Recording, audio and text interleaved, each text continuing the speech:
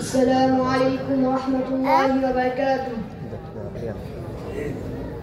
الحمد لله رب العالمين والصلاة والسلام على إمام المتقين نبينا محمد وعلى آله وصحبه وأتباعه إلى يوم الدين. أما بعد فأعوذ بالله من الشيطان الرجيم.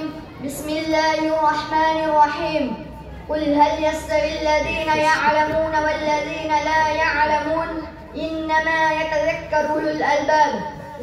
وقال النبي صلى الله عليه وسلم خيركم من تعلم القرآن وعلمه. মাননীয় সভাপতি সাহেব ও উপস্থিত সামনের সম্মানিত বয়োজ্যেষ্ঠ বয়োকনিষ্ঠ শ্রোতা মণ্ডলী, আজকে আমি আপনাদের সামনে দ্বীনের ইলম শিক্ষার গুরুত্ব বিষয়টির উপর কিছু কথা আলোকপাত করতে চাই। আল্লাহ যেন আমাদের সঠিক কথা শোনার ও আমল করার তৌফিক দান করেন, আমিন। ব্রাদার ইসলাম, আল্লাহ তাআলা মানব জাতিকে সঠিক পথে পরিচালিত করার লক্ষ্যে যুগে যুগে নবী রাসূলগণ প্রেরণ করেছেন। প্রেরিত নবী রাসূলগণের নিকট আল্লাহ তাআলা হেদায়েতের যে বাণী পাঠিয়েছেন তাকে বলা হয় ওহী। ওহী বলতে কুরআন ও সুন্নাহ দুটোকেই বোঝানো হয়ে থাকে। কুরআন ও সুন্নাহ অনুসরণের মধ্যে নিহিত রয়েছে মানব জাতির জন্য দুনিয়া ও আখিরাতের কল্যাণ। তাই কুরআন অর্জন করা ফরজ। আল্লাহ তাআলা বলেন ইকরা বিসমি রাব্বিকাল্লাযী খলাক। বড়তম প্রভুর নামে তুমি সৃষ্টি করেছেন। ইসলাম ধর্মে আগমনে পৃথিবীবাসী মানুষের জন্য জাগতিক ও পরলৌকিক সকল প্রকার শিক্ষা দ্বার উন্মুক্ত হয়েছে। ইসলামের তথা আল কুরআনের সর্বপ্রথম নারী লিখিত বাণীটি হচ্ছে ইকরা অর্থাৎ পড়ুন। এখান থেকে অনুধাবন করা যায় ইসলাম বিশ্ব মানবতার জন্য জ্ঞানের দ্বার কিভাবে উন্মুক্ত করে দিয়েছে। মানুষের প্রথম জ্ঞান অর্জন করা যা কোরআনের প্রথম অবতীর্ণ আদেশ করো এর জ্বলন্ত প্রমাণ। আর এই আদেশের মধ্য দিয়ে রাসূলুল্লাহ সাল্লাল্লাহু আলাইহি ওয়াসাল্লামের নবুয়ত ও রিসালাতের তথা ইসলামী জীবনের সূত্রপাত ঘটে। কারণ শিক্ষার মধ্যে লুকায়িত আছে জীবনের সব কিছু, তাই শিক্ষা অর্জন করা ফরজ। মহানবী সাল্লাল্লাহু আলাইহি ওয়াসাল্লাম বলেছেন তালাবুল ইলমি ফরিদাতুন আলা কুল্লি মুসলিম। জ্ঞান শিক্ষা অর্জন করা প্রত্যেক মুসলিম নর নারীর জন্য ফরজ। ইবনে মাজাহ 20 পৃষ্ঠা। জ্ঞান ও জ্ঞানের মর্যাদা, যে তাকওয়া বড় সে আল্লাহর কাছে বড়, আর যার জ্ঞান বড় তার তাকওয়া বড়।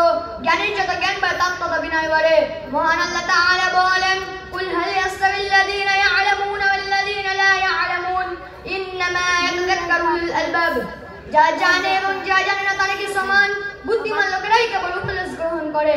তাই বলি একজন অন্ধ মানুষ যেমন পৃথিবীর রং রূপ কিছুই বোঝে না, তেমনি মূর্খ মানুষ শিক্ষা সম্পর্কে কিছু বোঝে না। ইলম হলো শয়তানের বিরুদ্ধে লড়বার হাতিয়ার। একদা এক শিক্ষিত ভদ্রলোক নদীর পথ দিয়ে যাওয়ার সময় এক মাঝির নৌকায় চড়ে যাত্রা করছিলেন। কথায় কথায় তিনি মাঝিকে জিজ্ঞেস করলেন, মাঝি বীজগণিতের সূত্র জানো?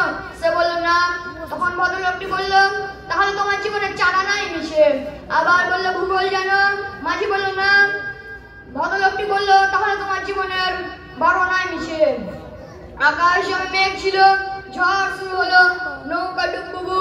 এবার কি হবে বলো মাঝি? নৌকা ডুবে যাবে। আপনি সাঁতার কাটতে জানেন তো? ভদ্রলোকটি বলল না। তখন সে মাঝি বলল, তাহলে আপনার জীবনে সোনা নাই মিশে।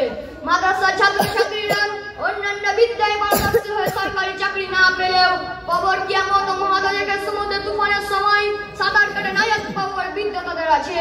শিক্ষাদান মহাদান, এই জায়গাতে যা কিছু দান করা যায় সবচেয়ে বড় দান হলো জ্ঞান দান। যেমন একটা প্রদীপ থেকে শত শত প্রদীপ জ্বালালে তার আলো কমে না, তেমন শিক্ষার আলো যত বেশি দান করা যায় শিক্ষা কমে না। তাই রাসূলুল্লাহ সাল্লাল্লাহু